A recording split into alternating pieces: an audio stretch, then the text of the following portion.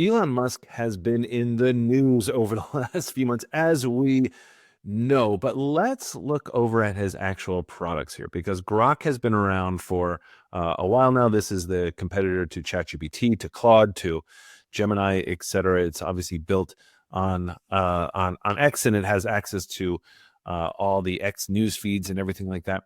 But the thing about Elon Musk is that just all the sensational stuff about politics and everything else really starts to make murky this idea that the guy's products are actually pretty good. Now, I don't tend to use Grok very much. I've used it every once in a while for some things, but Grok is making a play for all the stuff that OpenAI has and everything else. And watch out, because he has the ear of the president now. So listen, what do we have coming out? We have things like Grok 3 is coming out. Curious about that. There's something about a mobile app. Anyway, I know Jaeden was doing this all weekend. He kept sending me texts about Grok. So Jaeden, here we are. What's interesting about the Grok news? Yeah, so the first thing I want to say is, yeah, Elon's controversial and like some people love him, some people hate him. We're just going to get to the products that he's making, and I'll try to give you just like a straight up answer on the quality of them. I don't use Grok all the time like I do ChatGPT, and the number one reason I don't is because but like I have a paid subscription to X or whatever, so like technically I could use it for whatever I want. The problem is I just like it's over on X, and I'm not thinking like, oh, let me just open up like a social media platform every time I want to use it. Like undoubtedly it has some good stuff. It's good at coding. I've seen it like in benchmarks getting similar scores to like GPT 3.5, maybe GPT-4. Yeah, probably GPT-4. Like I think it gets similar benchmarks to. Now, this is Grok 2 that we currently have. It's been out for a little while. You also have to give them some credit because like the original version of Grok, which I think might have been Grok 1, they literally trained, like they got the company started and trained the model in 3 months. So they're moving, blistering fast. You'll see that from a lot of things. We have Grok 3 coming out, which Elon, and of course he's talking his own books for sure. I'll be the first to admit that. He says it will be the best AI model on the planet, Grok 3. So that's a very bold claim, especially because he made this claim a couple months ago saying that it was going to be finished training in December. So we can expect in the next, 20 or 30 days to probably get our hands on what that actually looks like. And at the same time, they're coming out with a standalone app, which personally I think is going to be huge. UI is everything. And I just don't think of coming over to Twitter every time I have an AI question. But if there was grok.com and all it was just a chat and I'm not going to get distracted by like tweets and stuff, I probably would use it a lot more. The one thing I will say that I think they're doing good, and I'd be curious your take on this, Connor, as well.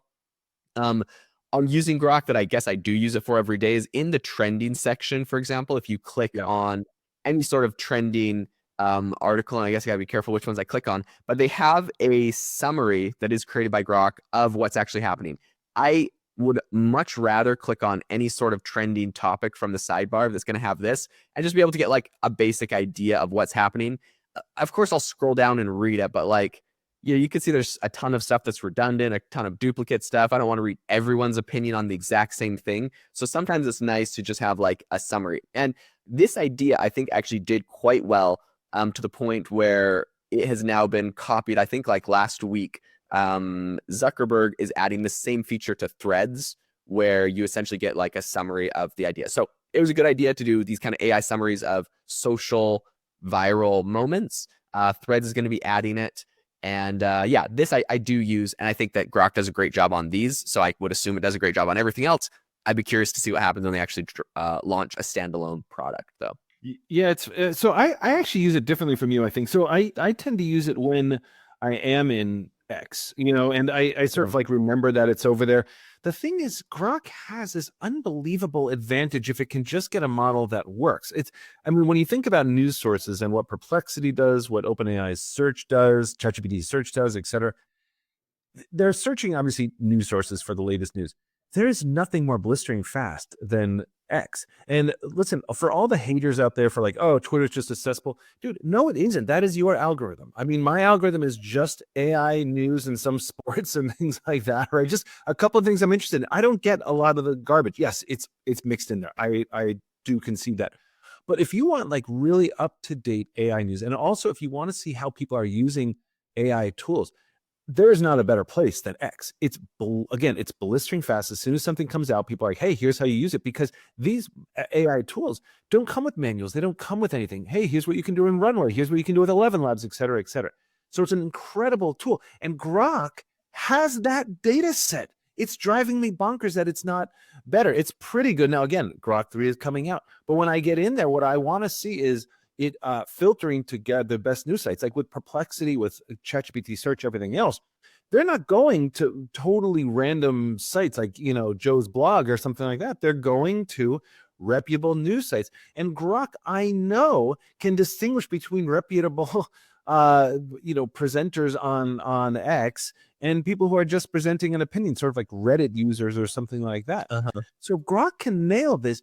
It has this incredible value to me and to a lot of people, I think, to have absolutely up to the second news. But Jaeden, I don't know if you're seeing that. I mean, is that what's coming in 3? By the way, I'll say one other thing is that Grok, do you remember this? Grok originally advertised itself as like, oh, we're going to tell it like it is, and we're going to be snarky.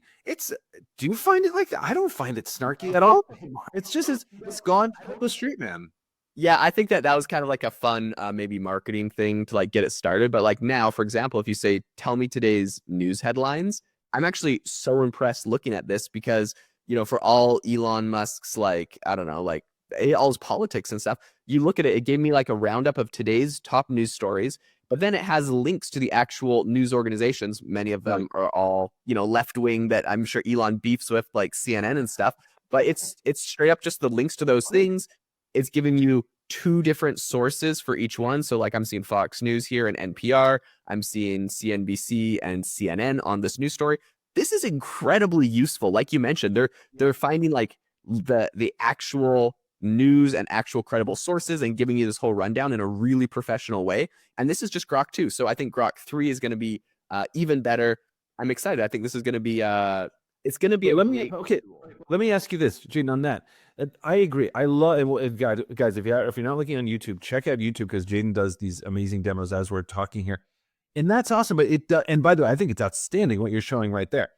But it's not so different from like what Perplexity did.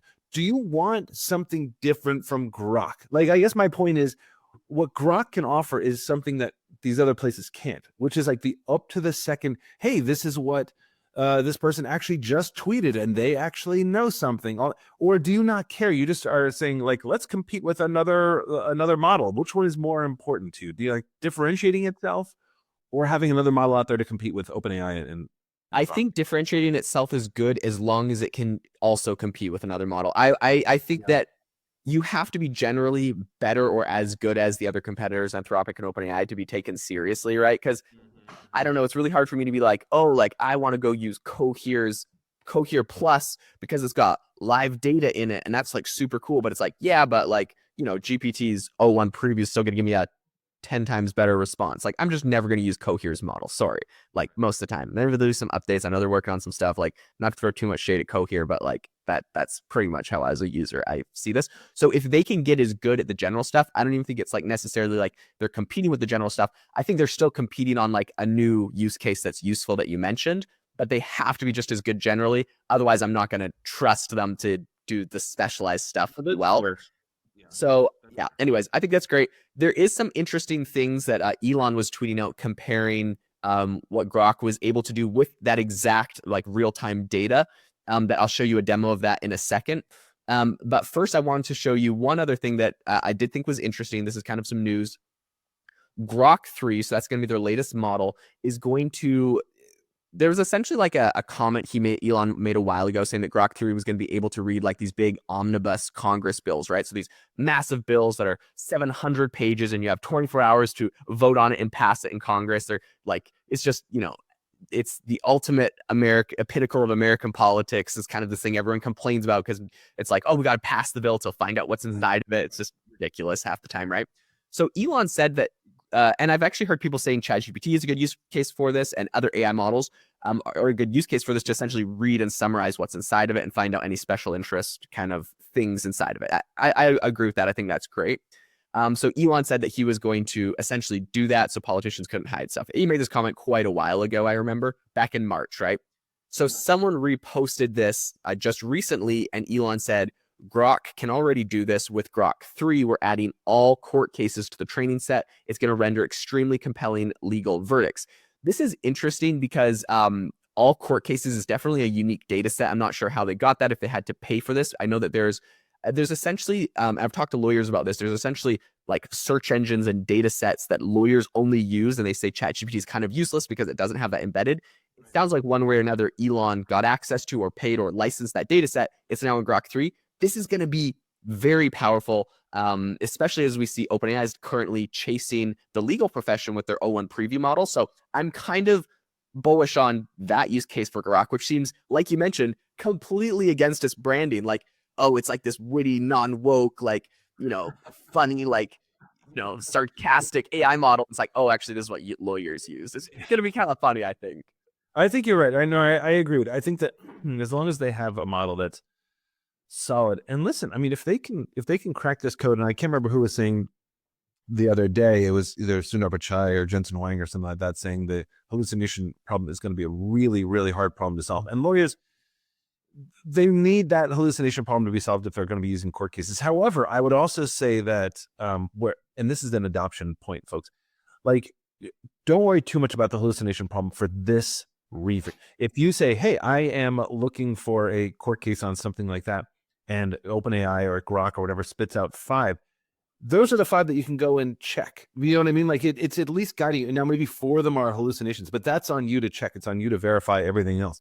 So yes, hallucinations are a huge problem. I don't know how long, I don't know if we're going to solve that. It's definitely, if you use like RAG models and things like that, hallucination rates go down. But if Grok can somehow just lower the hallucination rate down to whatever 1% or something like that, it's going to be phenomenal. And for everybody that says, oh, but I need it to be perfect all the time, dude, who's perfect all the time? Like, there's nothing that, like, when you go and ask your colleagues, they're not perfect all the time either. So stop holding this to a standard. Use this even though it's not perfect. Go off and verify it. I'm excited about Grok. I know it has Jaeden, let's end on this. I know the value, wasn't there a valuation thing that you were telling me about too? It was or they're raising, aren't they raising like another 5 billion or something like that? Yeah, so they're close to closing their funding round, which is going to potentially reach $5 billion, absolutely colossal, valuing them at 20 or at 50 billion. And that's essentially going to make it so that anyone that backed Elon Musk's $44 billion acquisition of Twitter, which we all know the valuation went down significantly after his purchase, he gave 25 access to purchasing 25% of the shares of XAI to those backers. So if they grabbed that back when he made the offer after closing this $5 billion round at this $50 billion valuation, essentially all the people that backed him are going to be made whole just via their XAI shares. So it's kind of interesting. He found a way to essentially compensate the Twitter investors, not leave them out to dry via this XAI move. So very interesting. You're going to see people like Oracle's co-founder Larry Ellison that put into the Twitter, Fidelity, and of course Twitter's original CEO Jack Dorsey left $1 billion in there as well. So very, very interesting to see kind of how that all played out. And it seems like for the moment, Elon did not screw over those investors, which is kind of crazy and unexpected, to be honest. That not that like he wanted to screw them over, but unexpected that he was able to find a way to make them that money back. Like, it's kind of hard to pull a $50 billion company out of your back pocket every day. Yeah, I mean, he also, like, yeah, and let's face it, people know that he has the ear of this administration, and I think that that's going to do amazing things for the valuation of this over the next 4 years. Okay, exciting time for Grok. We already have Elon news all over our faces every single day, guys. So we didn't want to pile that on, but when we just look at the technology that he's doing, you cannot argue with the guy that he is doing absolutely phenomenal things. Thank you for joining us on AI Applied. As you know, we always ask for one thing. If you have not yet left a rating and review, we would really, really appreciate it. It would be absolutely awesome. And we hope you have an amazing rest of your day.